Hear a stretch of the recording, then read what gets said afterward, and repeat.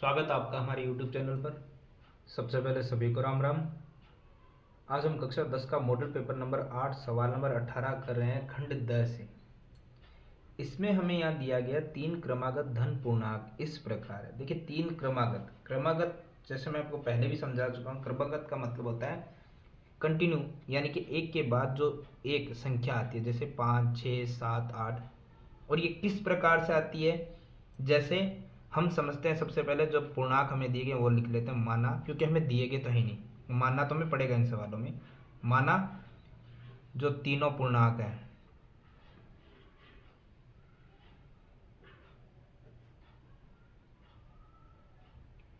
देखिए पहला तो हम x मान सकते हैं। दूसरा क्या रहेगा वो देखो हम अगर पूर्णांक समझे, क्रमागत का मतलब ये होता है कि जैसे मान लीजिए 5 के बाद 6, 6 के बाद 7 है, और ये हमें कैसे बदलता है, 7 के बाद 8 है, कि हम पहले पूर्णांक में एक प्लस करते तो अगला आ जाता है। और अगर उसी पहले वाले में उससे आगे वाला निकालना है तो हम 2 को करेंगे, उससे आगे वाला निकालना तो 3 को प्लस करेंगे। तो इसी प्रकार हम अभी x लेके बैठे हैं, तो अगला पूर्णांक x प्लस 1 करने से आ जाएगा। उससे अगला भी निकालना है तो x प्लस 2 करने से आ जाएगा। वैसे तो अभी 3 ही निकालना, अगर 4 होता तो x प्लस 3 करते। हर बार एक नंबर बढ़ता चला जाएगा और हमारा पूर्णांक भी आगे से आगे बढ़ता चला जाएगा। ठीक है, तो अभी 3 निकालने थे, पहला, दूसरा और तीसरा निकल गया है, जो हमने मान के निकाले। अब प्रश्न के अनुसार चलते हम। प्रश्न के अनुसार हमारे पास ये है कि सबसे पहले जो तीन धनात्मक पूर्णांक है, पहले का वर्ग अन्य के दो के गुणनफल को जोड़ने पे 46 प्राप्त होता है। यानी पहले का तो वर्ग करना पड़ेगा, लीजिए कर दिया वर्ग, और दूसरे अन्य दो के गुणनफल, अन्य दो ये है, एक है x प्लस 1 और एक है x प्लस 2, इन दोनों का गुणनफल।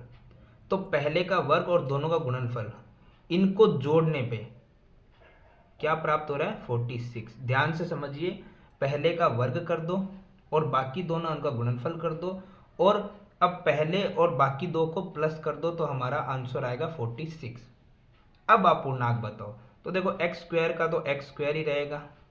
इन दोनों की गुणा कैसे होती है वो हमें पता है कि पहले की दोनों से गुणा करनी होती है, फिर दूसरी वाली संख्या की भी दोनों से गुणा करनी होती है।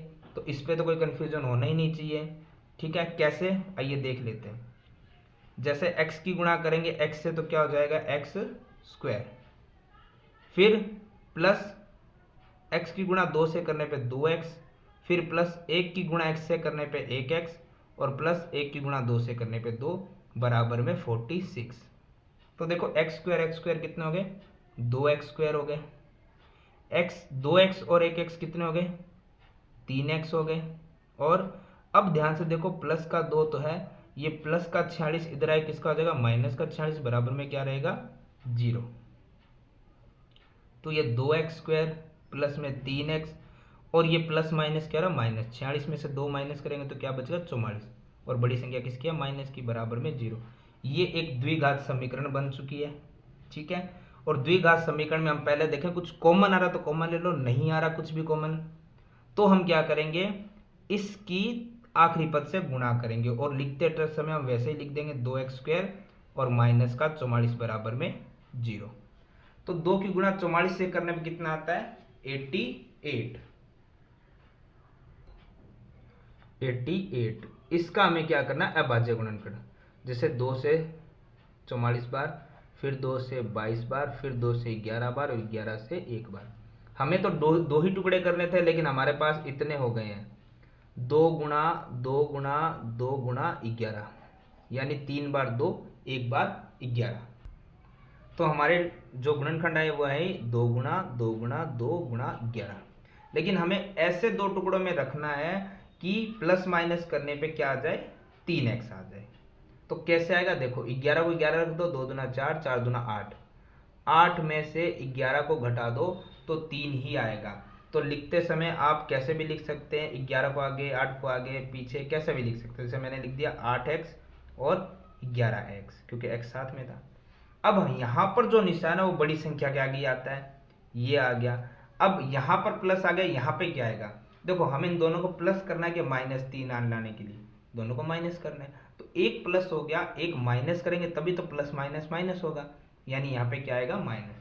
अब हमें पता है दो पद कॉमन लेना, दोनों में कॉमन 2 आ रहा है और x आ रहा है। कॉमन देख लीजिए क्या आ रहा है, तो 2 से 2 गया, x स्क्वायर से x गया, x बचेगा माइनस 2 से 8 गया 4 बार और x से x गया ब्रैकेट क्लोज। यहाँ दोनों में देखो प्लस 11 कॉमन आ रहा है, 11 से 11 गया x माइनस 11 से 44 गया 4 बार बराबर 0। तो ब्रैकेट जो सेम है वो एक बार लिख दो और जो ब्रैकेट के बाहर है उनका ब्रैकेट बना दो बराबर में 0। तो अब हम क्या कर सकते हैं, यहाँ पर सबसे पहले तो लिखेंगे x माइनस 4 बराबर 0 या 2x माइनस 11 बराबर 0। x है ये माइनस का 4 बराबर से इधर आएगा तो प्लस का 4 हो जाएगा, और या फिर 2x है ये प्लस का माइनस का 11 इधर आके प्लस का 11 हो जाएगा, और x के साथ वाली संख्या कहाँ चली जाएगी, भाग में। तो हमारा जो धनात्मक पूर्णांक है यहाँ पर तो ये किस में आ रहा था, हमारे पास थोड़ी सी चीज़ें वापस समझ लेते हैं। यहाँ पे जो ब्रैकेट कॉमन आया था उसके बाद 2x प्लस का 11 था, ये प्लस का है और इधर आके माइनस का हो जाएगा, माइनस का। तो हमारे पास बोला गया तो दो धनात्मक पूर्णांक है, तीन धनात्मक पूर्णांक है, धनात्मक यानी पॉजिटिव। यहाँ पर ये उत्तर आ रहा है नेगेटिव में, तो ये आंसर तो हमारा आएगा नहीं क्योंकि हमें पॉजिटिव में चाहिए। तो पॉजिटिव में हमारे पास क्या आ रहा है, x बराबर 4। x हमने किसको माना था, पहला पूर्णांक था, पहला पूर्णांक हमारा क्या था x, जो कि कितना आ गया 4। तो अब जो दूसरा और तीसरा पूर्णांक आएगा जो क्रमागत है, तो वो कितना आएंगे, देखो 4, x की जगह 4 प्लस 1 कितना हो गया 5, x की जगह 4 प्लस 2 6। तो जैसे मैंने कहा था ऐसे ये बढ़ते रहेंगे, तो 4 5 6 तीनों पूछे थे, तीनों आ गए, तो हमारा सवाल भी क्या हो गया है, कंप्लीट।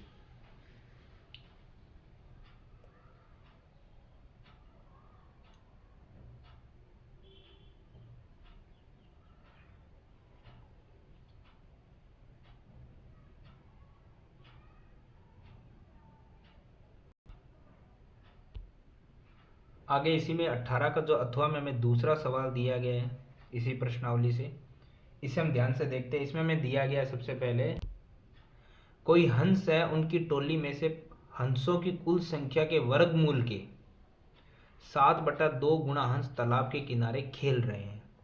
सेंस 2 हंस तालाब के पानी में खेल रहे हैं, हमें हंसों की कुल संख्या बतानी है कितनी, जो हमें नहीं पता। तो सबसे पहले शुरुआत होती है हमें मानने से, माना कुल हंस कितने हमारे पास x, क्योंकि हमें पता ही नहीं है, वही तो हमें बताना है, ठीक है। अब वो क्या कह रहा है, वो कह रहा है जितने कुल हंस है ना, देखो चूंकि हमारे पास कुल हंस x है, ठीक है, तो उनके वर्गमूल के, उनका क्या निकालना, वर्गमूल, वर्गमूल के 7/2 गुणा हंस। देखो अगर x हमारे पास है तो हम क्या करेंगे, उस x का वर्गमूल निकालेंगे कुल संख्या का, और उसके गुणा में करेंगे 7/2 हंस, ये था 7/2 गुणा, तालाब के किनारे खेल रहे हैं, ठीक है। यानी कि गुणा कैसे होगी, 7/2 और √x पीछे, वर्गमूल तो इसी प्रकार निकलेगा। तो अब प्रश्न के अनुसार आप देखो क्या कहा जा रहा है, प्रश्न के अनुसार हमें ये कहा जा रहा है कि जो हमने अभी हंस बनाए हैं ना 7/2 √x, जो तालाब के किनारे खेल रहे हैं, ठीक है ना, उसके अलावा सेंस 2 हंस है जो तालाब के पानी में खेल रहे हैं। देखो सेंस वो कह रहा है, लेकिन हमें पता है कि हमें तो जितने हंस हमारे किनारे पे है वो हमारे पास है, जो 2 खेल रहे हैं पानी में वो भी हमारे पास है, तो उनको ऐड करेंगे तो हमारे पास क्या होगा, सारे हंस आ जाएंगे। इस चीज़ को ध्यान से समझिए, सेंस समझ के हम माइनस कर देते हैं। देखो ये तालाब के किनारे वाले हंस थे, ये पानी के अंदर जो खेल रहे वो है, हम तो सबको जोड़ेंगे तभी तो हमारे कुल हंस आएंगे जो हमने x माने हैं, ठीक है। अब देखो इसको हल कैसे कर सकते हैं, हमें पता है अंडर आया हुआ है और x का अंडर निकलेगा नहीं, तो हम दोनों पक्षों में कुछ भी कर सकते हैं। तो हम दोनों पक्षों में अंडर को हटाने की कोशिश करते हैं, तो दोनों पक्षों का क्या करेंगे, वर्ग, दोनों पक्षों का स्क्वायर करने पर। तो देखो हमारे पास था 7/2 अंडर रूट एक्स प्लस 2 बराबर एक्स, दोनों का क्या हो जाएगा स्क्वायर, दोनों का क्या हो जाएगा स्क्वायर। तो देखो सबसे पहले ये ब्रैकेट में आपको जो दिखाई दे रहा है सभी का हमें स्क्वायर करना पड़ेगा, ठीक है। उसी प्रकार इधर भी करना पड़ेगा, और इसके साथ एक चीज और हम कर सकते हैं ताकि हमारा सवाल आसान हो जाए। उसके लिए हमें एक चीज ये करनी है कि आप स्क्वायर करने से पहले जो ये प्लस का 2 ऐसे बराबर से इधर ले आओ, ताकि हमारे पास जो दोनों चीज संख्याएं उनका बैलेंस हो जाएगा। कैसे, देखो एक बार के लिए आप वर्ग का स्क्वायर मत कीजिए, आप लिखिए अंडर रूट एक्स जो था साथ में 7/2 था, ये प्लस का 2 बराबर से इधर गया तो किसका हो जाएगा माइनस का 2 हो जाएगा, दोनों तरफ बैलेंस हो गया। अब आप इनके पक्षों का क्या कर लो वर्ग। तो देखो यहाँ पे सिंपल 7 का वर्ग कितना आ जाएगा 49, 2 का वर्ग 4 और अंडर रूट एक्स का वर्ग हो जाएगा खाली एक्स, और इस तरफ a माइनस बी की होल स्क्वायर किस तरह से समीकरण लग जाएगी, लगा आप यहाँ भी सकते थे लेकिन फिर a थोड़ा बड़ा हो जाता, इसीलिए हमने इस तरीके से हल किया। तो a का स्क्वायर यानी x का स्क्वायर प्लस b का स्क्वायर यानी 2 का स्क्वायर 4 माइनस 2 गुणा a गुणा b, तो ये था 49 डिवाइड में 4x बराबर में x स्क्वायर था प्लस का 4 था माइनस 2 की गुणा 2 से 4 और x का x। जितना हल हो रहा है उतना हल कर देते हैं, जब हल नहीं होगा तो हम उन संख्याओं को छोड़ देंगे। जैसे हमारे पास 49x हो रहा था यहाँ पर, ये 4 जो भाग में ये बार बार यहाँ पे हमें परेशान कर रहा है, तो हम क्या करेंगे इससे बराबर से उधर ढकेलेंगे, तो ये क्या हो जाएगा इस पूरी संख्या के साथ किस में चला जाएगा गुणा में, क्योंकि जो भाग में होता है वो बराबर से इधर गुणा में जाता है और गुणा में इन सबके गुणा में जाएगा। तो यहाँ 49x था, अब इसे गुणा करते हैं 4 के एक्स स्क्वायर से गुणा करने पे क्या आएगा 4x स्क्वायर प्लस 4 की गुणा 4 से करने पे 16 माइनस 4 की गुणा 4 से करने पे 16 और x का x। अब इन संख्याओं का हमें हल करना है, सबको एक तरफ लेके आना है। पहले आएगी एक्स स्क्वायर की, तो बराबर से इधर एक्स स्क्वायर है 4x स्क्वायर है, उसके साथ में माइनस का 16x जो बराबर के इधर ही था। अब ये 49x जो प्लस का इधर है किसका हो जाएगा माइनस का, और प्लस का 16 इधर ही था, अब बराबर में यहाँ कुछ नहीं है 0 है, अब 0 बराबर का इधर लिखो चाहे इधर लिखो एक ही बात है, ठीक है। ये सब हो गया है, तो हम लिख देते हैं 4x स्क्वायर माइनस और माइनस क्या होगा प्लस 49 और 16 दोनों प्लस करने में कितने हो गए 65x, और बड़ी संख्या है किसका निशान है माइनस का, प्लस का 16 है और बराबर में 0, 0 बराबर में इधर चाहे इधर दोनों तरफ बराबर ही रहना है, ठीक है। अब देखते हैं हम कि हमारे पास कुछ कॉमन नहीं आ रहा, तो ये हमारी द्विघात समीकरण बन चुकी है, जिसको हम क्या करेंगे पहले पद को तीसरे पद से गुणा करेंगे और लिखते समय सेम लिख देंगे।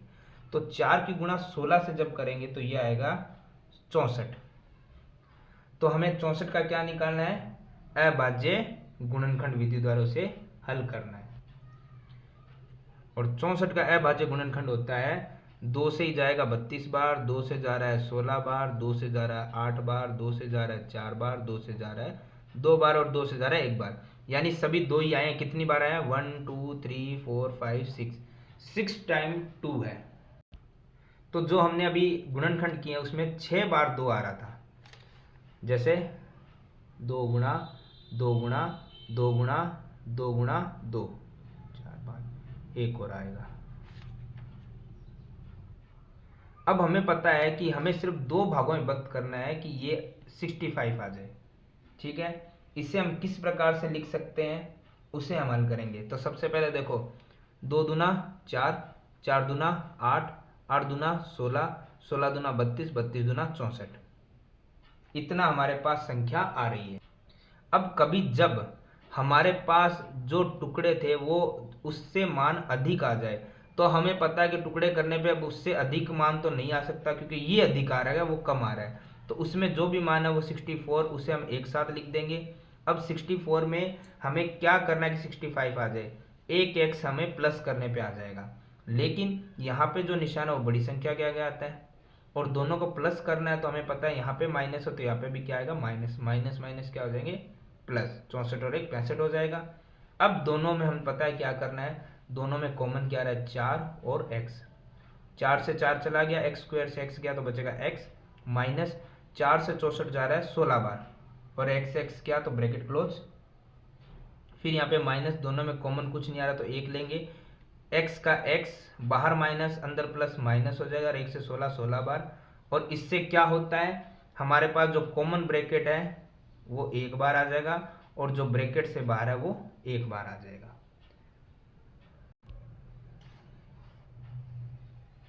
अब सिंपल हमें क्या करना है, या तो आएगा x माइनस 16 बराबर 0 या फिर आएगा 4x माइनस 1 बराबर 0। तो ये x है, ये माइनस का 16 बराबर से इधर आएगा तो किसका हो जाएगा प्लस का 16, या फिर होगा 4x ये माइनस का 1 बराबर से इधर प्लस का 1 हो जाएगा और x के साथ वाली संख्या कहाँ चली जाएगी भाग में, तो या तो x का मान ये आएगा या फिर ये आएगा। ठीक है, तो हमें क्या करना था, वो हंसों की संख्या निकालनी थी। अब हंस बट्टे में तो आ नहीं सकते, ठीक है, हंस तो आएगा तो पूरा आएगा, तो x का मान क्या माना जाएगा, x बराबर 16, और ये x हमने माने थे कुल हंस, और कुल हंसों की संख्या हमसे पूछी गई थी, तो कुल हंस की संख्या या बराबर में 16, और ये हमारा सवाल नंबर जो 18 था वो हो गया यहाँ पर कंप्लीट।